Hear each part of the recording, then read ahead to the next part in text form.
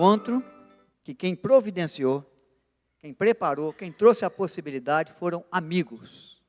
4 amigos que tomam um enfermo, paralítico, que conduzem a sua maca até a casa de Cristo em Cafarnaum, para que ele pudesse viver um momento especial diante do Senhor Jesus. Era o início do ministério de Cristo. Jesus já tinha deixado Nazaré, sua cidade natal. Jesus vai para as terras de Zebulon, para as terras de Naftali, à margem do mar da Galileia, Galileia dos gentios, à margem do mar da Galileia, ele escolhe Cafarnaum para viver. Essa é a cidade onde ele se estabelece. E o texto diz que ele tinha começado o ministério, já tinha feito milagres, já tinha curado muitas vidas, enfermos, já tinha libertado pessoas endemoniadas. Depois ele foi para Galileia, percorreu outras cidades além de Cafarnaum, proclamando a graça de Deus, o reino de Deus. O propósito dele, manifesto aos discípulos, era: vamos levar para outra região, para outras cidades, aquilo que o meu pai me entregou. E ele retorna a Cafarnaum. Quando ele retorna a Cafarnaum, diz o texto que ele vai para casa. E aí a casa de Cristo é tomada por uma multidão de gente. E é esse o texto que nós vamos ler, Marcos capítulo 2, verso de 1 a 12. Esse momento é relatado também por Lucas no capítulo 5, do verso 17 a 26. Mas nós vamos ler esse texto aí de Marcos, dentro do contexto que eu já mencionei aos irmãos. Jesus de volta à sua casa, não em Nazaré, mas em Cafarnaum. E recebe em casa uma multidão, que toma conta da casa, que toma conta das janelas, que toma conta das portas. Eu vou usar o texto da projeção, para facilitar aqui. Dias depois entrou Jesus de novo em Cafarnaum e logo correu que ele estava em casa. Muitos afluíram para ali, tantos que nem mesmo junto à porta eles achavam lugar, e anunciavam-lhes a palavra. Alguns foram ter com ele, conduzindo um paralítico, levado por 4 homens, e não podendo aproximar-se dele, por causa da multidão, descobriram o eirado no ponto correspondente ao que ele estava, e fazendo uma abertura, baixaram o leito em que jazia o doente. Vendo-lhes a fé, Jesus disse ao paralítico: filho, teus pecados estão perdoados. Mas alguns dos escribas estavam assentados ali e arrazoavam em seu coração: por que fala deste modo? É blasfêmia. Quem pode perdoar pecados, senão um que é Deus? E Jesus, percebendo logo por seu espírito que eles assim arrazoavam, disse-lhes: por que arrazoais sobre estas coisas em vosso coração? Qual é mais fácil, dizer ao paralítico: estão perdoados os teus pecados, ou dizer: levanta-te, toma o teu leito e anda? Ora, para que saibais que o Filho do Homem tem sobre a terra autoridade para perdoar pecados, disse ao paralítico: eu te mando, levanta-te, toma o teu leito e vai para a tua casa. Então ele se levantou e no mesmo instante, tomando o leito, retirou-se à vista de todos, ao ponto de se admirarem todos e darem glória a Deus, dizendo: jamais vimos coisa assim. Que Deus acrescente graça a sua palavra na meditação, na reflexão que fazemos neste tema, um encontro proporcionado por amigos. 4 amigos que resolvem carregar o leito do paralítico até a casa de Jesus. Algumas questões que eu quero levantar com os irmãos sobre estes amigos. Primeira questão, nós vemos aí amigos que se importam, amigos de verdade, amigos que trabalham pelo bem do outro. Jesus está em Cafarnaum.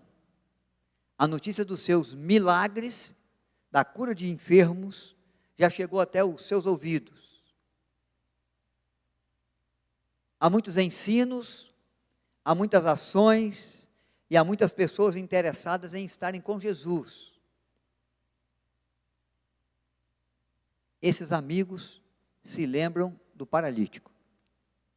Vão até a sua casa, colocam na maca, colocam a maca sobre os ombros e percorrem a cidade até a casa de Cristo.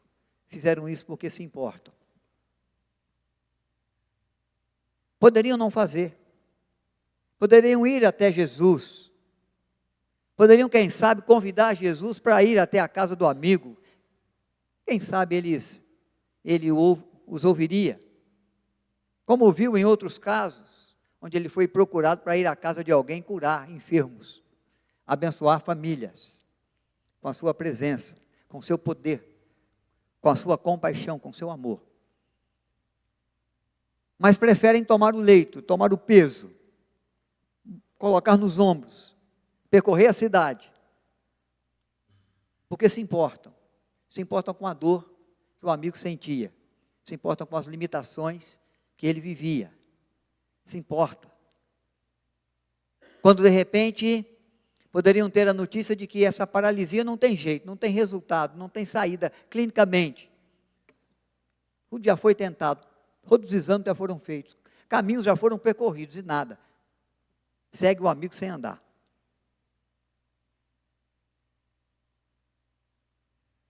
Nós temos diante de nós muitas pessoas que têm dificuldades, necessidades na vida, alguns amigos inclusive, pessoas com o nosso trabalho, pessoas na nossa empresa, pessoas nos bancos das nossas igrejas, vizinhos nossos queridos, amigos que fazemos no decurso do tempo da nossa vida, da nossa história, alguns mais chegados, alguns mais distantes, mas os consideramos como amigos.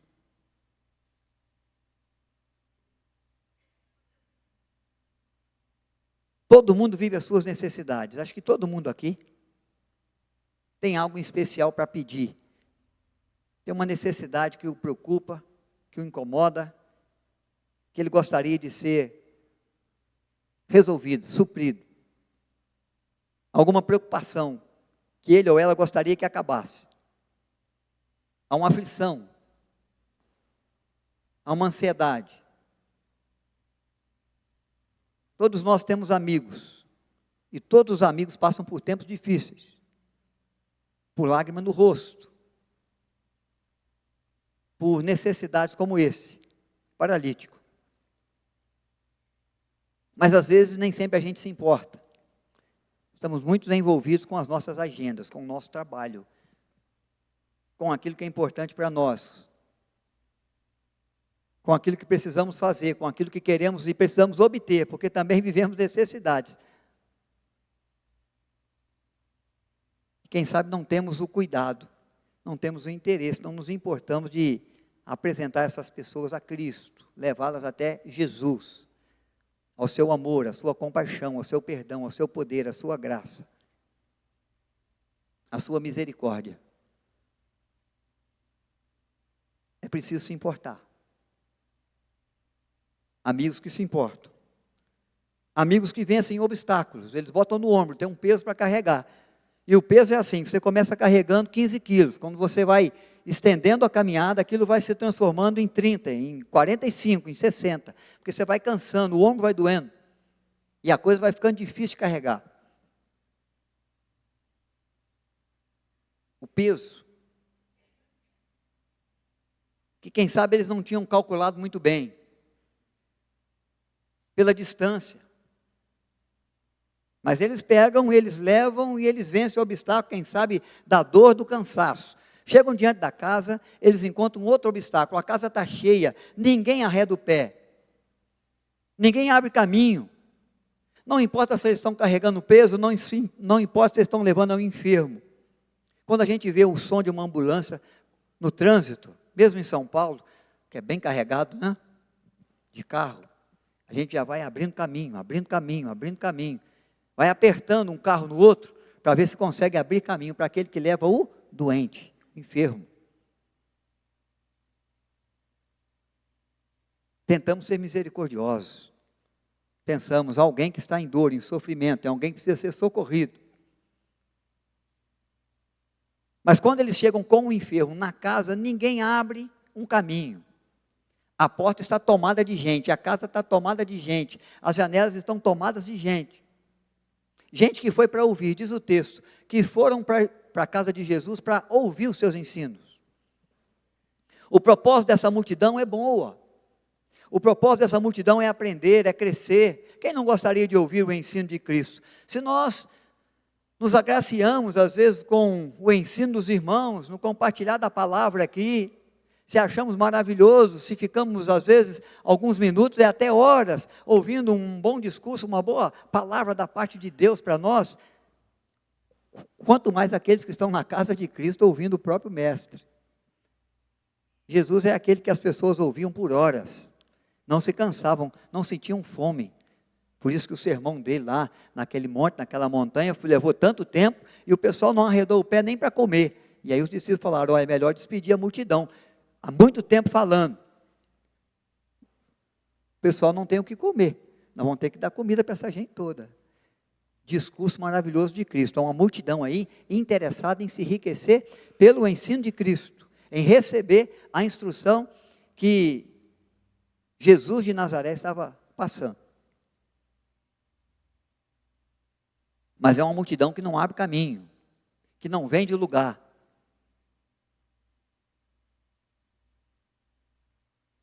E eles têm que abrir um buraco no teto da casa, subir com a maca no telhado, abrir um buraco no teto, amarrar umas cordas e descer bem na direção de onde Cristo estava com o leito do seu amigo. Amigos que vencem obstáculos, que transpõem barreiras para ajudar, para socorrer aquele a quem amam. Porque se importam, porque percebem a necessidade, porque sentem a dor do outro, porque sabem de quão duro têm sido também as suas próprias dores, as suas próprias necessidades. Mas esse aqui não podia ir até Cristo, precisava ser levado, e foi levado. Apesar da multidão à porta da casa, apesar da necessidade de subir com o leito no telhado, apesar da necessidade de abrir um buraco no teto e descer o amigo, bem seguro, bem firme, pelas cordas.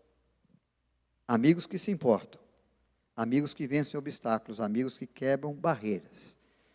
Isso está revelado para nós nesse texto tão precioso, no versículo 3 e no versículo 4. E agora no versículo 5, nós vamos encontrar amigos de fé. Jesus, ao contemplar aqueles homens segurando pela corda e baixando o leito do paralítico do telhado da casa em frente a Jesus, ele contempla aqueles amigos e ele diz que encontrou homens de fé. Pessoas que expressam pelo seu esforço, pelo seu empenho, por quebrar barreiras, por vencer obstáculos, por se empenhar em levar o amigo até a presença de Cristo, mesmo que tendo que fazer um buraco no teto e descer a maca pelas cordas, homens que confiam, que creem no que Deus pode fazer, aqueles que vivem a graça de um encontro com Cristo. Aquilo que Deus pode fazer para aqueles que se preocupam ou que vivem o privilégio, de alguma maneira, de estarem diante de Jesus de Nazaré, do poder, da misericórdia, do amor, da bondade, da compaixão que Cristo tem pelos homens. Amigos de fé. Amigos que se importam. Nós temos muitos amigos vivendo muitas necessidades, muitas lutas, muitas dores. Amigos que têm recursos, mas que às vezes não têm alegria. Amigos que têm bons salários, mas às vezes não têm paz. Amigos que vivem e que moram em boas casas, mas as suas casas são vazias, são sem harmonia. Não há tranquilidade, às vezes não há amor, às vezes há infidelidade. Amigos que precisam que você se importe. Amigos que precisam de Deus, que precisam da graça de Deus, que precisam da salvação que só Cristo dá. Amigos que estão mortos nos seus delitos e pecados. Amigos que vivem na escuridão das trevas e precisam ser resgatados das trevas para as luz. Há uma coisa muito interessante, irmãos, no agir de Deus, é que Ele faz todo o propósito e cumpre todo o propósito para salvar o perdido. Essa obra Ele realiza. Mas chamar pessoas para estar na presença dEle é uma missão que Ele confiou à igreja.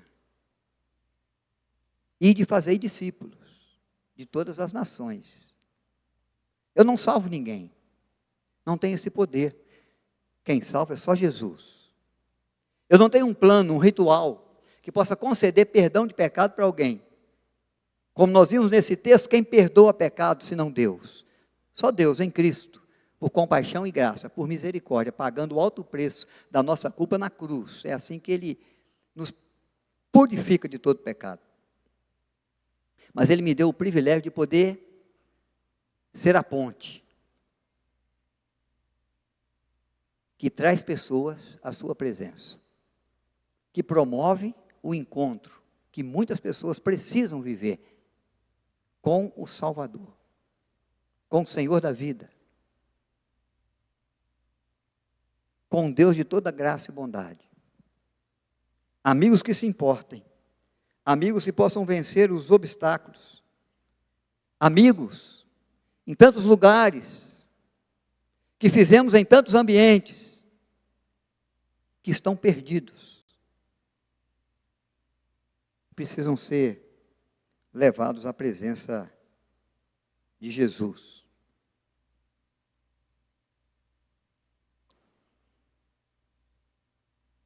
Esses amigos são aqueles homens que Deus levantou para criar a possibilidade das bênçãos.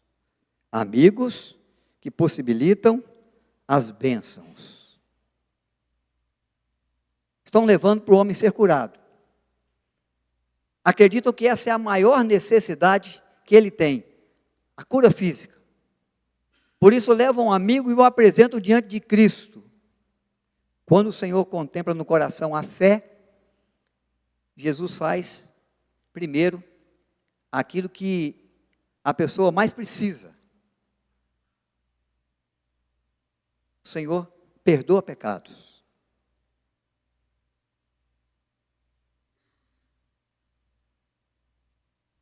Quando ele vê a fé daqueles homens, ele declara ao paralítico: filho, estão perdoados os seus pecados. Deus gosta de conceder primeiro o melhor, o maior, para depois fazer aquilo que a gente acha que precisa. Primeiro Ele concede aquilo que de fato nós precisamos, para depois oferecer aquilo que necessitamos. Porque o paralítico, ou o cego, ele pode viver aqui nessa terra com as limitações, e exercendo a sua fé no Senhor, sua confiança na graça de Deus que em Cristo se revela, ele vai chegar nos céus, e na nova vida que ele recebe de Deus, ele vai correr pelas campinas do paraíso, da Nova Jerusalém.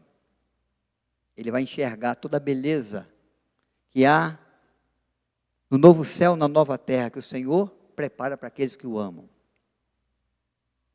Mas o coração pecaminoso, e todos pecaram e destituídos estão da glória de Deus, não chega no paraíso, não alcança a graça de Deus, não vive a vida de paz, a vida de gozo, se não confessar diante de Deus os seus pecados, se não receber do Senhor Jesus o perdão pelas suas falhas, pelas suas iniquidades.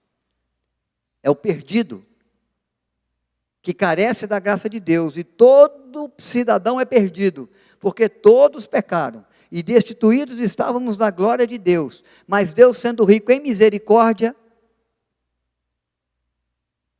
Não poupou a vida do seu próprio filho, antes o entregou por nós, quando éramos ainda pecadores. Então, o que esse paralítico precisava primeiro é do perdão. Perdão que só Deus pode dar. Perdão que purifica a alma. Perdão que produz vida àquele que está morto. Perdão que torna a criatura em filho. Perdão que nos torna herdeiros de um reino eterno, de paz e gozo. Perdão oferecido por Deus, que pagou a nossa culpa, na pessoa do seu Filho Jesus, lá naquela cruz. Sendo Ele inocente e justo, pagou pelos injustos. Uma dívida que era minha e sua. Ele não precisava morrer, eu sim, mas Ele morreu em meu lugar. Então o que Jesus concede primeiro? A graça maior, a saúde espiritual, o perdão de pecados, a salvação da alma, a filiação daquele homem paralítico ao reino dos céus.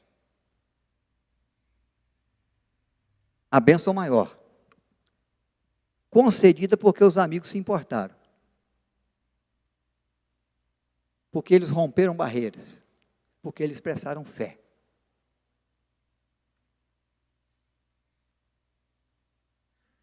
A bênção da salvação. Depois, Deus concede a cura física. Você vai encontrar isso no verso 10 e 11. Jesus, em determinado momento, depois de arrazoar um pouco aí com escribas e fariseus, ele vai dizer o seguinte: olha, levanta, toma o teu leito e anda. E o paralítico vai colocar-se de pé e vai tomar o leito, vai enrolar a maca e vai sair andando.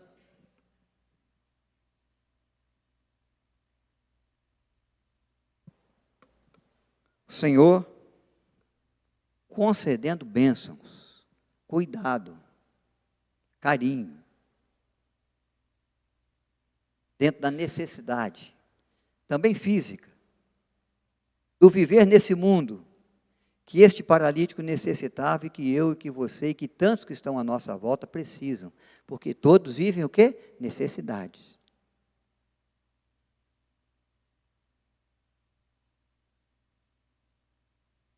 Esse paralítico vai receber essas bênçãos porque amigos os levaram a Cristo e possibilitaram que as mãos de Cristo se realizassem em seu favor.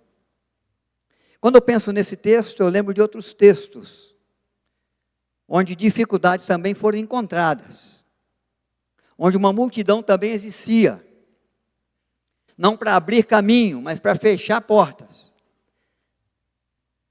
Crianças estavam sendo levadas a Cristo.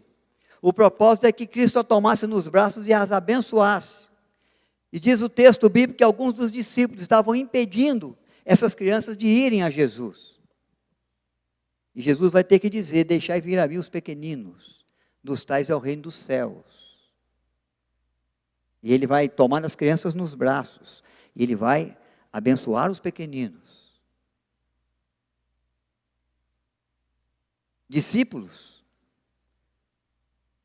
que normalmente nós esperamos o quê? Que conduzam pessoas até Cristo. Que coloquem no ombro o paralítico.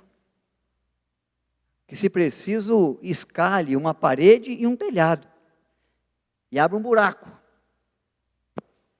Para baixar um enfermo necessitado até a presença do Senhor.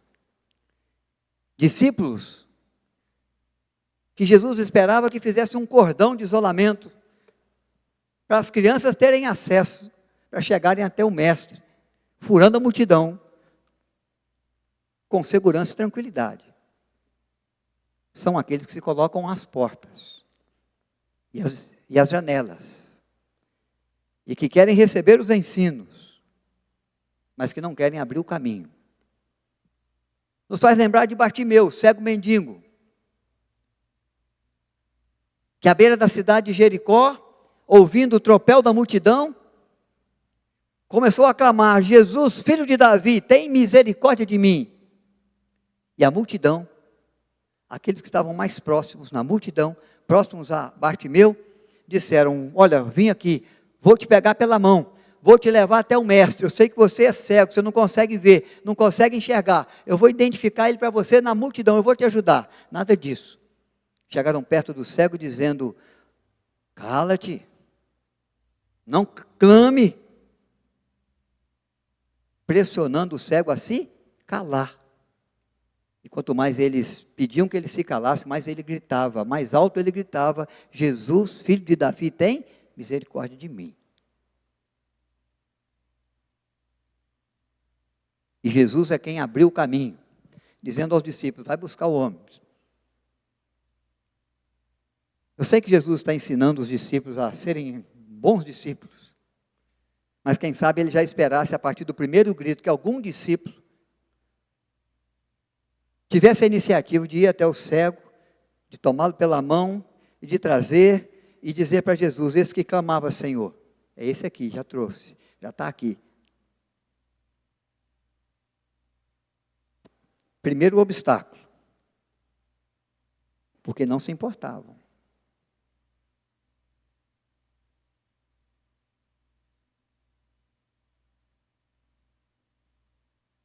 Nós nos lembramos desses episódios, para que possamos pensar o que temos feito com aqueles necessitados, com aqueles que andam perdidos, com aqueles que sofrem por não conhecer a Cristo e nem o poder de Deus que salva o perdido.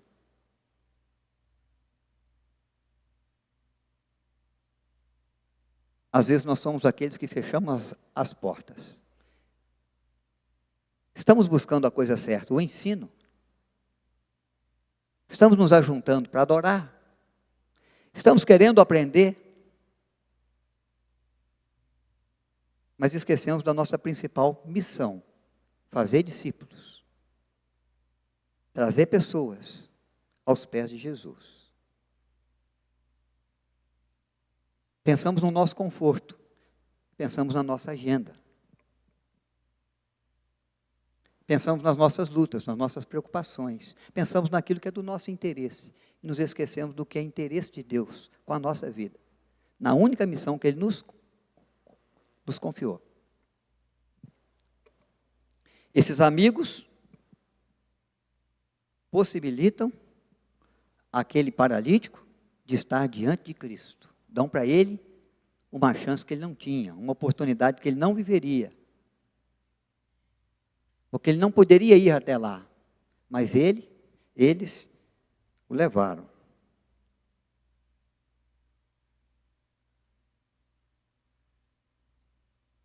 Então agora eu quero chamar a atenção dos irmãos e das irmãs para a reação das pessoas, então. Há um grupo que se torna muro, parede, uma multidão, que tem um bom propósito de ouvir, mas não abre caminho. Nem para aqueles que estão sendo levados, ou Bartimeu, ou as crianças, ou o paralítico. Se tornam obstáculos. É a multidão que cerca a casa, versículo 2. Que vem pelo um bom propósito, mas só se importam consigo mesmos. Querem ter para si. É interessante, irmãos, nós lembrarmos e vermos essas coisas, e é até preocupante. Porque já ocorreu histórias na igreja, de que irmãos vieram ao templo, quando chegaram ao templo, saíram do templo, foram para fora, quando foram questionados pelos diáconos: olha, você acabou de chegar, já está indo embora, e receberam a resposta: eu estou indo embora, porque tem gente sentada no meu lugar. Eram visitantes, que não sabiam que na igreja tem esse negócio de guardar lugar para você. Fecham portas. Não se importam com a dor do outro, e nem com o estado de perdido, de necessidade, que esse ou que aquele nosso amigo, nosso irmão, nosso próximo, e o Senhor nos dá o mandamento de amar o próximo, vive. Então, é a multidão fecha a porta. Mas há um outro grupo lá dentro, ouvindo também. Doutores da lei, escribas, fariseus, mestres da religião, os exemplos de religiosidade que Israel tem. Aqueles que estão ali também para ouvir. Quem sabe não para aprender, porque já se acham doutores. Já se entende como sadios, saudáveis na sua fé, na sua espiritualidade. Tanto é que em determinado momento Jesus disse a escribas e fariseus: não vim para sãos, vim para enfermos. Vocês que se acham sarados na sua espiritualidade não precisam de médico. Mas aqueles que entendem que precisam, eu estou aqui. Estão lá para ouvir os ensinos, mas não para crescer no conhecimento. Estão procurando um momento oportuno para perseguir Jesus. Querem prendê-lo, querem açoitá-lo, querem calá-lo. A proposta é matá-lo. Mas o ministério aqui ainda é o começo. Eles estão procurando motivo para isso. Por isso eles estão lá dentro. Quando eles percebem Jesus dizer: perdoados estão os seus pecados, qual é a reação que eles têm? Blasfêmia. É um blasfemador. Não podemos nos esquecer que a acusação de blasfêmia é a acusação que o Sinédrio, que o sumo sacerdote Anás e Caifás levou diante de Pilatos com respeito a Cristo. Ele é blasfemo. Ele se diz filho de Deus. Ele se diz Deus. Isso é uma blasfêmia. É bom dizer que eles nem tiveram coragem de falar, mas eles pensaram e refletiram e expressaram no coração e na mente. Jesus, percebendo como Deus que é, já fez questão então de se manifestar. O que é mais fácil para vocês? Dizer: estão perdoados os seus pecados. E nenhum ser humano pode de fato dizer se foi perdoado mesmo ou não, porque eu estou dizendo isso aqui como Deus que sou. Só Deus perdoa pecados. Mas quem garante que o pecado desse homem está perdoado? Aos olhos humanos. É uma interrogação. Como você pode provar que pode perdoar pecados? Então ele disse: o que é mais fácil? Dizer ao pecador: perdoados estão os seus pecados, ou ao paralítico, ou dizer: levanta e anda. Porque alguns podem acreditar que o pecado foi perdoado, outros não, e daí? Agora, levanta e anda, todo mundo vai ter que ver. Então Jesus vai dizer: levanta e anda, para que saibam que eu sou aquele que pode perdoar pecados, aquele que pode trazer a graça maior, a bênção maior, e que pode conceder outras bênçãos, às quais ele sabe que precisamos, e por ser o amor e poder, nos concede. Então o paralítico se colocou de pé. É a confirmação de que Cristo pode perdoar pecados. Como Deus que é.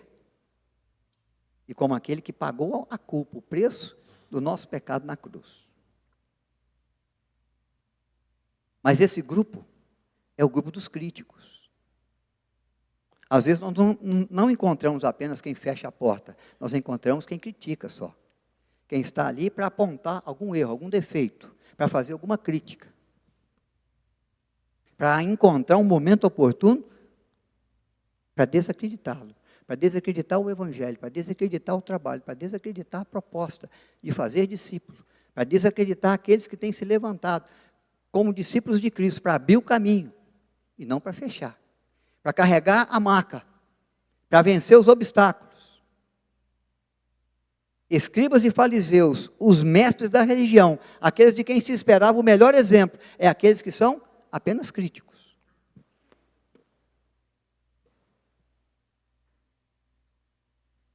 Verso 6 e 7. Levantam o seu murmúrio, o seu lamento, a sua crítica. E há por fim um grupo que é o grupo daqueles que agora glorificam a Deus. Verso 12. Agora glorificam a Deus. Depois de contemplar o milagre, depois de ver um paralítico de pé, depois que perceber que ele toma o seu leito e anda, aqueles que estavam com as portas fechadas, abrem as portas Ele não precisa sair pelo mesmo lugar que ele entrou, não. Escalar a parede, subir no telhado e descer do outro lado da casa. Quando eles veem o milagre e veem o paralítico de pé, eles abrem o caminho. Diz o texto que, admirados, eles glorificam a Deus, porque eles percebem que houve um agir precioso de Deus naquele dia, naquele momento. Jamais vimos uma coisa assim. Admiração que deixa o paralítico sair pela porta da frente, que reconhece a grandeza de Deus, que enche o coração de temor diante de Deus, que expressa admiração ao contemplar o feito de Deus na vida daquele que estava paralisado, mas agora está andando e levando o seu leito. Enche o coração de reconhecimento do poder de Deus, da misericórdia, da compaixão de Deus, para renderem ao Senhor honra e glória. Abre um caminho. Se admiram e glorificam a Deus. Dos grupos que estavam ali, o mais abençoado foi o paralítico, que recebeu nova vida do Senhor, que recebeu o perdão de Deus e que ainda teve o seu problema, a sua deficiência resolvida, sua necessidade atendida. Ele volta para casa andando. Ele vem carregado. Houve um agir de Deus, que lhe deu nova vida e que lhe possibilitou novas ações na vida que ele já vivia, na primeira vida, na vida do seu viver comum, junto à família, junto ao trabalho, junto à cidade. Com certeza, aqueles amigos se sentiram abençoados. Valeu a pena me importar. Valeu a pena carregar o peso. Valeu a pena escalar o telhado. Valeu a pena abrir o buraco. Valeu a pena vencer as barreiras, transpor os obstáculos. Valeu a pena trazer o amigo à presença de Cristo. Saíram jubilosos. Acabou a dor. Acabou o cansaço. Deve ter ido para casa correndo, com alegria, restabelecidos, reforçados. Isso, perdi a palavra aqui. Renovados, renovados. Na sua força, no seu vigor, na sua alegria, no seu ânimo. Porque viram um perdido amigo, necessitado de ser achado e ter o seu problema resolvido pela graça de Deus. A multidão está em júbilo, está em glória ao nome de Deus. Acho que os que menos ganharam foram mesmo aqueles que criticaram e murmuraram, porque seguiram dali na sua murmuração e nas suas críticas e procurando mais um tempo oportuno para que, quem sabe, pudesse açoitar, prender e matar o Mestre Jesus. Irmãos, precisamos levar os nossos amigos a Cristo. Nós temos muitos irmãos aqui hoje. Que bom se cada um tivesse ao seu lado um amigo seu que vive uma necessidade, que passa por uma dor, que ainda está perdido por aí, não foi achado, que você conhece e que poderia ter convidado para estar aqui, mas ainda não convidou. Eu, às vezes, convido amigos meus para pescar, convido para jogar beach tênis, convido para pedalar. Preciso convidar mais para estar aqui. Preciso me importar mais. E não só eu, mas cada um de nós. Não poderia vir aqui para esse culto sem convidar alguém para estar com ele. Pode ser que ele não viesse hoje. Mas quem sabe ele te surpreende e vem amanhã, domingo que vem. Nós precisamos nos importar. Nós precisamos quebrar barreiras. Nós precisamos transpor obstáculos. Nós precisamos acreditar que se eles vierem a um agir de bênção de Deus para a vida deles e nós, ao mover do Senhor, para assistir essa vida com graça e bondade, com salvação, com perdão de pecados, o encontro proporcionado por amigos que se importam.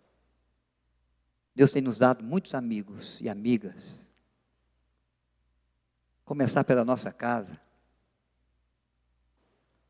Quem sabe pelo nosso condomínio.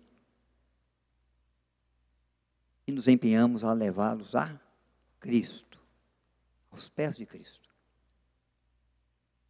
Para que as bênçãos de Deus se multipliquem para eles e para nós.